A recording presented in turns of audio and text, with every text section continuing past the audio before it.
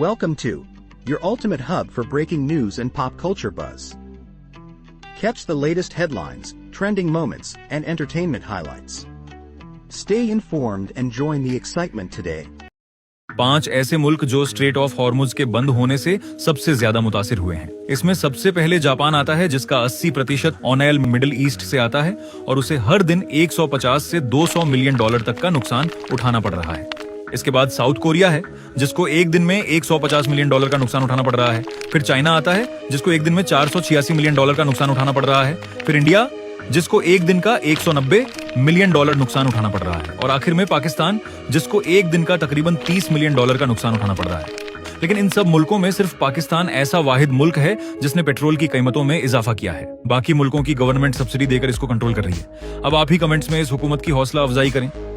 Enjoyed the video? Hit that like button to spread the love. Share it with friends to keep the fun going. And don't forget to subscribe to and turn on notifications for all the latest updates.